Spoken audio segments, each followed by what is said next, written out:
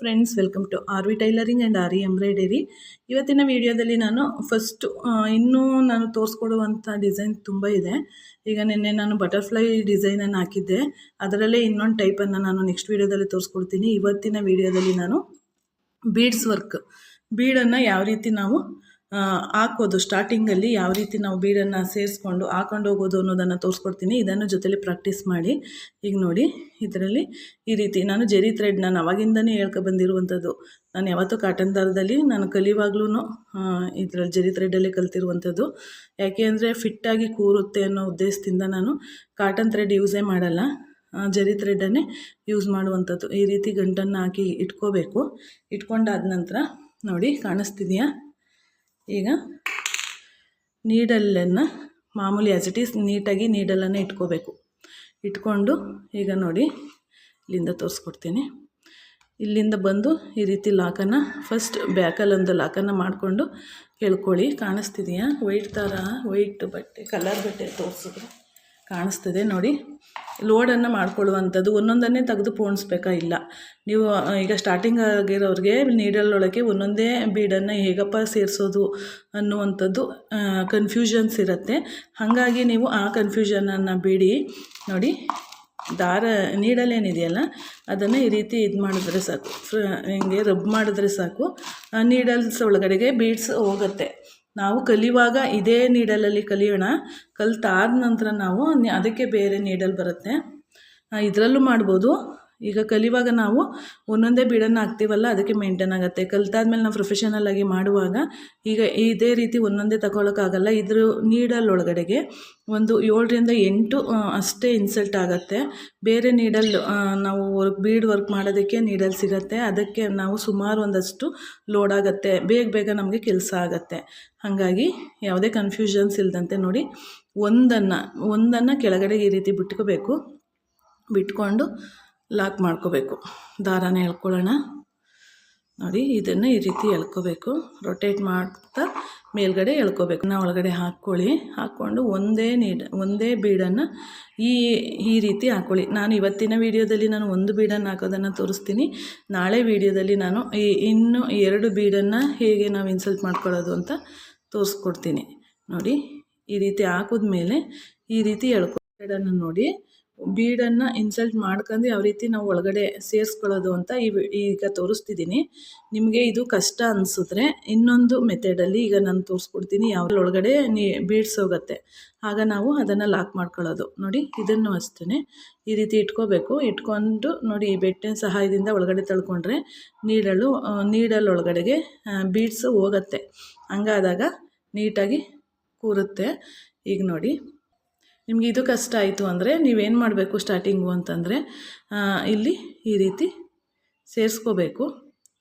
Left ಹ್ಯಾಂಡಲ್ಲಿರುವಂಥ ದಾರನ ಎಳ್ಕೋಬೇಕು. ಎಳ್ಕೊಂಡು ನೀಟಾಗಿ ಇದನ್ನು ಈ ರೀತಿ ಎಳ್ಕೋಬೇಕು. ಪುನಃ ಈ ಬಾಕ್ಸನ್ನು ಇಲ್ಲಿ ಇಟ್ಕೊಳ್ಳಿ. ಕಾಣಿಸ್ತಿದೆಯಾ? ಸುಮ್ಮನೆ ರಬ್ ಮಾಡಿ ಅಷ್ಟೇ, ಹೋಗುತ್ತೆ ಒಂದು ನೀಡಲ್ ಒಳಗಡೆ ಬೀಡು. ಆಗ ಇದನ್ನು ಈ ರೀತಿ ಸೇರಿಸ್ಕೊಂಡು ಎಳ್ಕೊಂಡ್ರೆ ಕರೆಕ್ಟಾಗಿ ಈ ರೀತಿ ಬರುತ್ತೆ. ಇಲ್ಲಿ ನಿಮಗೆ ಈ ಡಿಫ್ರೆನ್ಸ್ ತೋರಿಸ್ತೀನಿ, ಅದಕ್ಕೋಸ್ಕರನೇ ಹೀಗೆ ಮಾಡಿದೆ. ನಾನು ಮೊದಲೇ ಹೇಳೋದು ಮರ್ತೆ. ಈಗ ನೋಡಿ, ಈ ಮಧ್ಯದಲ್ಲಿ ಈ ರೀತಿ ಗ್ಯಾಪ್ ಇದೆಯಲ್ಲ, ಕಾಣಿಸ್ತಿದೆಯಾ? ನೋಡಿ, ಮಧ್ಯ ಗ್ಯಾಪ್ ಇದೆಯಲ್ಲ, ಇದು ತಪ್ಪು. ಈ ರೀತಿ ಬಂದರೆ ತಪ್ಪಾಗತ್ತೆ. ಇಲ್ಲಿ ನೋಡಿ, ಈ ಬೀಡಿಗೂ ಸ್ವಲ್ಪ ಗ್ಯಾಪ್ ಬರುತ್ತಲ್ಲ, ಆ ರೀತಿ ಬರಬಾರ್ದು. ನಿಮಗೆ ತೋರ್ಸೋಕ್ಕೆ ಅಂತಲೇ ಹೀಗೆ ಮಾಡಿದೆ. ಈ ರೀತಿ ಬಂದರೆ ನಮಗೆ ವರ್ಕು ನೀಟಾಗಿ ಕಾಣಿಸಲ್ಲ. ಅದಕ್ಕೆ ಏನು ಮಾಡಬೇಕು, ಒಂದು ಬೀಡ್ ಆದ ನಂತರ ನಾವು ತೋರಿಸ್ಕೊಡ್ತೀನಿ ನೋಡಿ. ಈಗ ದಾರನ ಮೇಲೆ ಎಳೆದು ಬಿಟ್ಟಾದ ನಂತರ ನೋಡಿ, ಒಂದನ್ನೇ ತಗೊಳ್ಳೋಣ ಫಸ್ಟು. ಇದು ಒಂದು ಮೆಥಡು. ಫಸ್ಟು ನೀವು ಒಂದೊಂದೇ ಬೀಡನ್ನು ತಗೊಂಡು ಫಸ್ಟು ನೀಡಲ್ ಒಳಗಡೆ ಹಾಕಿ ನೋಡಿ, ಈಗಿದೆಯಲ್ಲ ಇದನ್ನೇ ಎಳ್ಕೊಂಡ್ರೆ ಈ ರೀತಿ ನೋಡಿ, ಈಗ ಗ್ಯಾಪ್ ಬರಲ್ಲ. ಈ ಲೆಫ್ಟ್ ಹ್ಯಾಂಡಲ್ಲಿರುವಂಥ ದಾರನ ಎಳ್ಕೋಬೇಕು. ಎಳ್ಕೊಂಡಾಗ ಅದು ಹೋಗಿ ನೀಡಲ್ ಒಳಗಡೆಯಿಂದ ನಾವು ಸೇರಿಸಿದಾಗ ಈ ಲೆಫ್ಟ್ ಹ್ಯಾಂಡಲ್ಲಿ ಎಳ್ಕೊಂಡಾಗ ಈ ಬೀಡ್ ಏನಿದೆಯಲ್ಲ, ಈ ಬೀಡಿಗೆ ಹತ್ತಿರವಾಗಿ ಕೂರುತ್ತೆ. ಈ ರೀತಿ ಕೂರುವಾಗ ನಮಗೆ ಮಧ್ಯದಲ್ಲಿ ಡಿಸ್ಟೆನ್ಸ್ ಬರಲ್ಲ. ಆ ರೀತಿ ಬರಲಿಲ್ಲ ಅಂದರೆ ನಮಗೆ ವರ್ಕು ಕರೆಕ್ಟಾಗಿದೆ ಅಂತೇಳಿ. ನೋಡಿ, ಫಸ್ಟು ನೀವು ಲೋಡ್ ಮಾಡ್ಕೊಳ್ಬೇಡಿ. ಲೋಡ್ ಅಂದರೆ ನೀಡಲ್ ತುಂಬ ಬೀಡ್ಸನ್ನು ಹಾಕ್ಕೊಂಡು ಮಾಡುವಂಥದ್ದು. ಫಸ್ಟೇ ಅದು ಬೇಡ. ಈಗ ನೋಡಿ, ಈ ರೀತಿ ಎಳ್ಕೋಬೇಕು. ನೋಡಿ, ಹತ್ರದಿಂದನೇ ತೋರಿಸ್ತಿದ್ದೀನಿ. ಈ ರೀತಿ ನೀವು ಪ್ರಾಕ್ಟೀಸನ್ನು ಮಾಡ್ಕೊಂಡೋಗಿ ನೋಡಿ. ಈ ರೀತಿ ಬರಬೇಕು. ಈಗ ಅಷ್ಟೇ ಒಂದೇ ಒಂದು ಬೀಡನ್ನು ಹಾಕ್ಕೋಬೇಕು. ಒಂದೊಂದೇ ಬೀಡನ್ನು ತಗೊಳ್ಳಿ. ನಾನು ತೋರಿಸಿದ್ನಲ್ಲ, ಒಂದೊಂದೇ ಬೀಡನ್ನು ನೀವು ಕೈಯಿಂದ ಹಾಕೋದಕ್ಕೆ ಹೋಗಬೇಡಿ. ಸುಮ್ಮನೆ ಸ್ವಲ್ಪ ಈ ರೀತಿ ರಬ್ ಮಾಡಿದ್ರೆ ಸಾಕು. ರಬ್ ಮಾಡಿದ್ರೆ ನಮಗೆ ನೀಡಲ್ ಒಳಗಡೆ ಬೀಡ್ ಬರುತ್ತೆ. ಬೀಡ್ ಬಂದಾಗ ನಾವು ಅದನ್ನು ಸೇರಿಸ್ಕೊಂಡು ನೋಡಿ, ಈ ರೀತಿ ಇರುವಂಥ ದಾರನ ಲೆಫ್ಟ್ ಹ್ಯಾಂಡಲ್ಲಿ ಎಳ್ಕೊತಿದ್ದೀನಿ, ನೋಡ್ಬೋದು. ಇದು ನೋಡ್ಕೊಂಡಾಗ ಈಗ ಇದು ರೊಟೇಟ್ ಮಾಡ್ಕೊಂಡು ದಾರನ ಮೇಲ್ಗಡೆ ಎಳ್ಕೊಳ್ಳುವಂಥದ್ದು. ಪುನಃ ಇನ್ನೊಂದು ಬೀಡನ್ನು ತಗೊಳ್ಳೋಣ. ಇನ್ನೊಂದು ಬೀಡನ್ನು ಈ ರೀತಿ ಇನ್ನೊಂದು ಬೀಡನ್ನು ತಗೊಂಡು ಅದನ್ನು ಸೇರಿಸ್ಕೊಂಡು ನೋಡಿ, ಇದನ್ನು ಲೆಫ್ಟ್ ಹ್ಯಾಂಡಲ್ಲಿರುವಂಥ ದಾರನ ಎಳ್ಕೋಬೇಕು. ಹಂಗನ್ಬಿಟ್ಟು ಫುಲ್ಲು ಫಿಟ್ಟಾಗಿ ಎಳೆದುಬಿಟ್ರೆ ಏನಾಗುತ್ತೆ, ದಾರ ಕಿತ್ತೋಗುತ್ತೆ. ಆದರೆ ಜರಿ ಥ್ರೆಡ್ಡಲ್ಲಿ ಪ್ರಾಕ್ಟೀಸ್ ಮಾಡಿ ಕೀಳಲ್ಲ. ಕಾಟನ್ ಥ್ರೆಡ್ ಇದಕ್ಕೊಂದು 20 ರೂಪಾಯಿ. ಒಂದೊಂದೇ ಬೀಡನ್ನು ಈಗಾಗಲೇ ಹೇಳ್ದಂಗೆ ನೋಡಿ ಈ ರೀತಿ ಇಟ್ಕೋಬೇಕು. 2 ಬೀಡ್ ಬಂತು. 2 ಬೀಡನ್ನು ನಿಮ್ಮ ಕೈಲಿ ಇಟ್ಕೋಕ್ಕಾಗತ್ತೆ ಅಂದರೆ ಇಟ್ಕೊಳ್ಳಿ, ಇಲ್ಲಾಂದರೆ ಒಂದೊಂದೇ ಬೀಡನ್ನು ತಗೊಳ್ಳಿ. ನೋಡಿ ಈ ರೀತಿ ಸೇರಿಸ್ಕೋಬೇಕು. ಲೆಫ್ಟ್ ಹ್ಯಾಂಡಿಂದ ಎಳ್ಕೋಬೇಕು. ಎಳ್ಕೊಂಡಿದ್ದಾದ ನಂತರ ಅದನ್ನು ನೀಡಲಿಂದ ತಗೋಬೇಕು. ನೋಡಿ ಪುನಃ ಅದನ್ನು ಇನ್ನೊಂದು ಬೀಡ್ ಇರುತ್ತಲ್ಲ ಅದನ್ನು ತಗೊಂಡು ಅದನ್ನು ನೀಡಲ್ ಒಳಗಡೆಯಿಂದ ದಾರದೊಳಗಡೆಗೆ ಸೇರಿಸ್ಕೋಬೇಕು. ಸೇರಿಸ್ಕೊಂಡಾದ ನಂತರ ಅದನ್ನು ವರ್ಕ್ ಮಾಡ್ಕೊಂಡು ಹೋಗೋದು. ಇದನ್ನು ಬೀಡ್ಸ್ ವರ್ಕ್ ಅಂತ ಹೇಳ್ತೀವಿ, ಬೇಸಿಕ್ ಬೀಡ್ಸ್ ವರ್ಕ್ ಅಂತ. ಇದಂತೂ ತುಂಬಾ ಮುಖ್ಯ ಅಂತಲೇ ಹೇಳ್ಬೋದು. ಯಾಕೆ ಅಂದರೆ ನಾವು ಬೀಡನ್ನು ಹಾಕ್ದಂತೆ ಚೈನ್ ವಿತ್ ಬೀಡ್ ಸ್ಟಿಚ್ ಅಂತ, ಚೈನಿಂದ ನಾವು ಬೀಡನ್ನು ಹಾಕುವಂಥದ್ದು. ನಾನು ಈಗಾಗಲೇ ಹೇಳ್ದಂಗೆ ಎಲ್ಲದಕ್ಕೂ ಬೇಸಿಕ್ಕೆ ಚೈನ್ ಸ್ಟಿಚ್ ಆಗಿರೋದ್ರಿಂದ ನಮಗೆ ಎಲ್ಲದರಲ್ಲೂ ಚೈನ್ ಬಂದೇ ಬರುತ್ತೆ. ಅದರ ಮೇಲೆ ನಮಗೆ ಡಿಸೈನ್ಗಳು ಮಾಡ್ತಾ ಹೋಗ್ತೀವಿ ನಾವು. ಹಾಗೆ ಈಗ ಬೀಡನ್ನು ಹಾಕ್ಬೇಕಾದ್ರೆ ನಮಗೆ ಚೈನ್ ಸ್ಟಿಚ್ ಬೇಕೇ ಬೇಕಲ್ವ.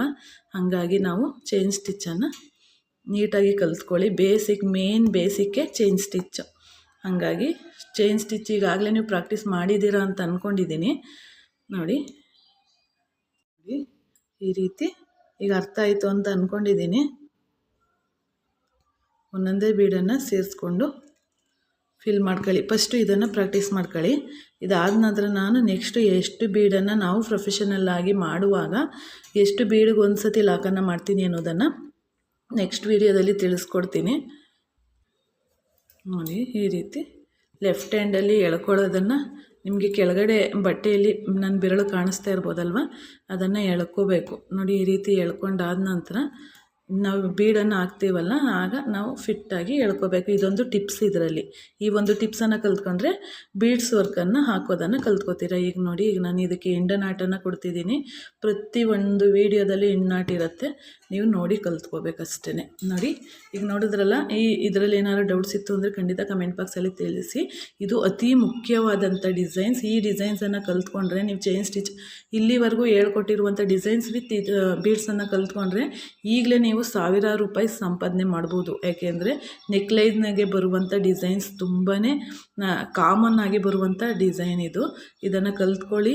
ಇನ್ನು ಮುಂದೆ ನಾನು ಚಿಕ್ಕದಾಗಿ ಡಿಸೈನ್ ಮಾಡೋದು ಹೇಗೆ ಅಂತಲೂ ಹೇಳ್ಕೊಡ್ತಾ ಹೋಗ್ತೀನಿ. ಬೇಸಿಕ್ಕಾಗಿ ಅದನ್ನು ಕಲ್ತ್ಕೊಂಡ್ರೆ ಆರಾಮಾಗಿ ಫಸ್ಟು ನಿಮ್ಮ ಬ್ಲೌಸ್ಗೆ ನೀವು ವರ್ಕ್ ಮಾಡೋದನ್ನು ಆರಾಮಾಗಿ ಕಲ್ತ್ಕೋಬೋದು. ನಿಮ್ಮ ಬ್ಲೌಸ್ಗೆ ನೀವು ವರ್ಕ್ ಮಾಡ್ಕೊಂಡ್ರಿ ಅಂದರೆ ನಿಮಗೆ ನೀವು ಒಂದು ದಿನಕ್ಕೆ ರೆಡಿ ಮಾಡ್ಕೊತೀವಿ, ಬೇಡ ಒಂದು ವಾರಕ್ಕೆ ರೆಡಿ ಮಾಡ್ಕೊತೀವಿ ಅಂದರೆ ಸಾವಿರಾರು ರೂಪಾಯಿ ಉಳಿಸ್ದಂಗೆ ಅದು ಸಂಪಾದನೆ ತಾನೇ. ಹಾಗಾಗಿ ದಯವಿಟ್ಟು ಎಲ್ಲರೂ ಕಲೀರಿ ಅಂತ ಹೇಳ್ತಾ ಇಲ್ಲಿಗೆ ಈ ವಿಡಿಯೋನ ಮುಗಿಸೋಣ. ಧನ್ಯವಾದಗಳು friends. Thank you for watching.